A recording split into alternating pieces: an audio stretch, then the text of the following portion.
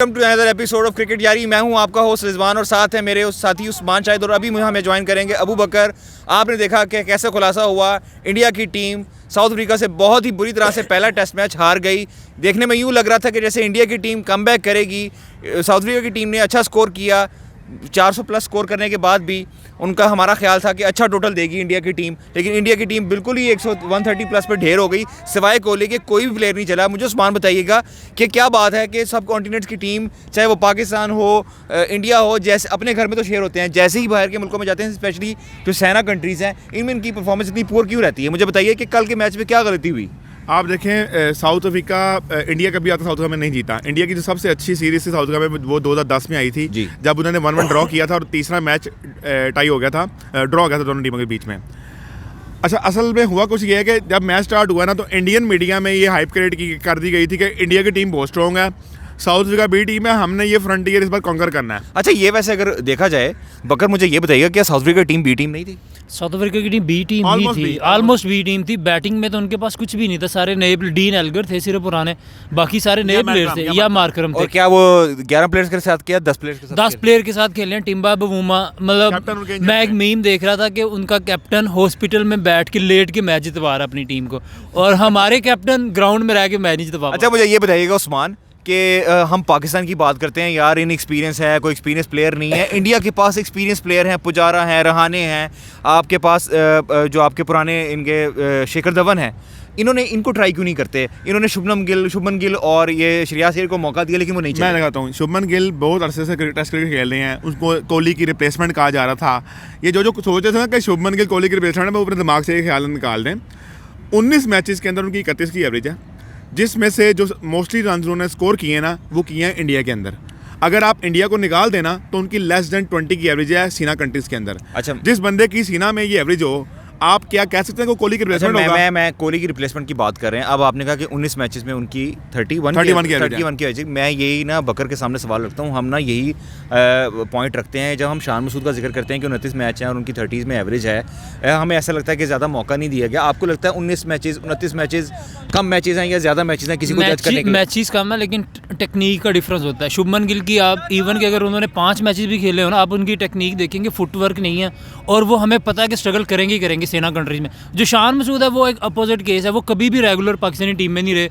उन्होंने 150 इंग्लैंड में किया हुआ, जिमी एंडरसन, जोफ्रा आर्चर के गेंद, मतलब जो उनकी 1-2 अच्छी इनिंग्स हैं वो आउट ऑफ कंट्री ही आई हैं शान मसूद की। उनकी centuries mostly out of country और इवन कि श्रीलंका में चौथी इनिंग्स में, जो कि सबसे टफ इनिंग्स है, वहां पे भी उसने आपको नहीं लगता कि कंपेयर नहीं कर सकते? आपको नहीं लगता कि पुजारा के साथ ज्यादती है? बिल्कुल थे, सेम वही चीज़। पाकिस्तानी और इंडियन दोनों में बिल्कुल सब्र नहीं है लोगों में।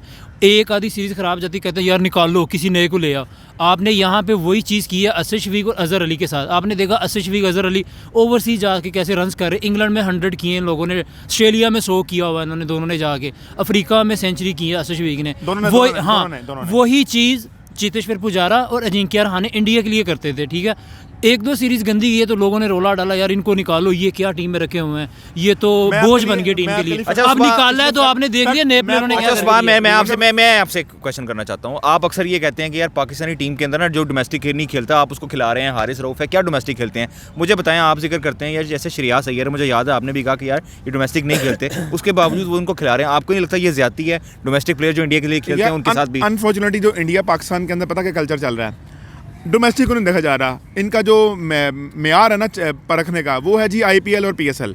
आप देखें, शुभमन गिल ने 2 साल पहले IPL के अंदर 700 प्लस रन बना दिए, उन्होंने उसको टीम में लिया, उन्होंने परफॉर्म भी किया। लेकिन ये ना एक बिल्कुल वो चीज़ बन गई थी कि जैसे ही इंडिया आउट ऑफ कंट्री आता था ना, तो शुभमन गिल इंजर्ड हो जाते थे। जैसे हमारे इमाम इंजर्ड हो जाते थे ना, शुभमन गिल भी इंजर्ड हो जाते थे। ऑस्ट्रेलिया जाकर, इंग्लैंड जाकर, पहली बार उनको साउथ को खेलने का मौका मिला। पिछले दफा भी वो एक टेस्ट मैच खेले थे, उसमें आउट हो गए थे, फ्लॉप रहे थे। अब ये दूसरा मौका उनको मिला उधर, इसमें बुरी तरह मिजरेबली फेल हुए हैं वो। आप इंजरी से ज़्यादा रोहित शर्मा भी इंजर्ड होते हैं अक्सर। जब सेना कंट्री की सीरीज आती है तो रोहित शर्मा बोलता है। रोहित शर्मा का जिक्र हुआ है, मुझे मैं यहाँ पर एक फैक्ट ऐड करना चाह रहा हूँ। कल वो बता रहे थे कि पिछले 10 सालों के अंदर out of India Virat Kohli की टोटल 1200 हैं जी। विराट कोहली के बाद जो सेकंड बेस्ट प्लेयर थे जिन्होंने सीना कंट्रीज में स्कोर रन्स किए आउट ऑफ एशिया, वो थे जनाब अजिंक्य रहाणे, जिनकी 600 थी, और उसके अलावा दूसरे नंबर पर हैं KL राहुल। अच्छा। अब केएल राहुल ने इस मैच में भी परफॉर्म किया। अच्छा, मुझे देखा जाए तो। उस्मान ये बताइएगा कि बड़ा इंटरेस्टिंग फैक्ट आपने शेयर किया। मुझे ये भी याद है कि अजिंक्य रहाणे जिनको कप्तानी भी सौंपी गई थी जी, जी। ऑस्ट्रेलिया और में, वो जीते भी थे। और वो जीते भी थे, उसके बावजूद कहीं उनका नाम जिक्र नहीं है। अच्छा बकर, मुझे ये बताइएगा कि पुजारा हो गए या अजिंक्य रहाणे हो गए, आपको नहीं लगता कि एक्सपीरियंस जो टेस्ट हमें ये समझने की ज़रूरत है कि जो टेस्ट मैचेस हैं इसमें आपको न्यू ब्लड से ज़्यादा एक्सपीरियंस की ज़रूरत है, specially out of the country जाकर। बिल्कुल तो ये एक्सपीरियंस क्या सोच है, इसके पीछे क्या सोच है? आप रीबिल्डिंग फेज की तरफ अगर जाते हैं तो मतलब अगर आपने देखना हो तो इवन रोहित शर्मा की भी फिर इस तरह से जगह नहीं बनती टेस्ट मैचेस में। टेस्ट मैचेस में एक्सपीरियंस का नेमल बदल कोई चीज़ नहीं है। अब ये यंगस्टर जो है ना T20 या ODI में तो बड़े अच्छे लगते हैं, एंटरप्राइजिंग बैट्समैन, छिक्के चौके सब कुछ हो रहा है, लेकिन जब टेस्ट की बारी आती है ना तो टेस्ट में आपको भाई सॉलिड बैट्समैन चाहिए, सॉलिड टेक्निक्स चाहिए और एक्सपीरियंस मैटर करता है। डिफरेंट कंडीशंस में डिफरेंट पिचेस पे खेलना होता है।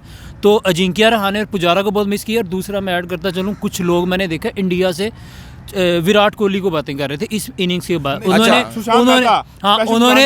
76 रन किए हैं। वो लॉन वॉरियर की तरह वो लड़े हैं इंडिया के लिए, और उसको कहा जा रहा था कि ये सेल्फिश इनिंग्स खेली। यार ये सेल्फिश नहीं, मेरा ख्याल है कि बिल्कुल जैसे आपने कहा कि सेल्फिश इनिंग्स तो हम नहीं कह सकते। बिल्कुल सेल्फिश इनिंग्स है। उसको चाहिए था वो आता साइलेंस होके खेलता, एक दो छिक्का चौका मार के आउट हो जाता, जैसे बाकी आउट हो रहे हैं। 50 पे आउट हुई थी इंडिया। क्यों लड़ता है वहां पे, क्यों टिकता रहा वहां पे? साइड पे कर दें, जो बाकी टीम का स्कोर कार्ड है वो ऐसे लग रहा था जैसे कोई टेलीफोन नंबर होता है 6 5 0 5 इसीलिए तो 4 सेल्फिश इनिंग्स है कि वो अपने लिए रन्स करता रहा, लड़ता रहा, आउट होता जाता, घर सुकून से बैठता हो। अच्छा, किसने कहा था वहां पे लड़े? ये बहस तो चलती रहेगी, लेकिन जैसे हमने अपने कंक्लूड हम इस तरह से करते हैं। सेकंड टेस्ट में वो जा रहे हैं, सेकंड टेस्ट में हमने सुना ये है कि आवेश खान को इंक्लूड करेंगे बॉलिंग लाइनअप में। बॉलिंग का इशू नहीं है रिजवान भाई, रिजवान बॉलिंग का इशू नहीं है। आपने सही कहा कि आपने इशू सही कहा है, बैटिंग जैसे हमने जिक्र भी किया, हमने बॉलिंग का कोई खास ऐसा इशू नहीं है इंडिया को इस वक्त। उनका प्रॉब्लम है बैटिंग लाइनअप, जो कि इनएक्सपीरियंस बैटिंग लाइनअप है। हम देखते हैं, हमारे साथ जुड़े रहिएगा, देखते हैं सेकंड टेस्ट मैच में कम बैक कर पाती है कि नहीं India. Thank you so much, अल्लाह हाफिज़।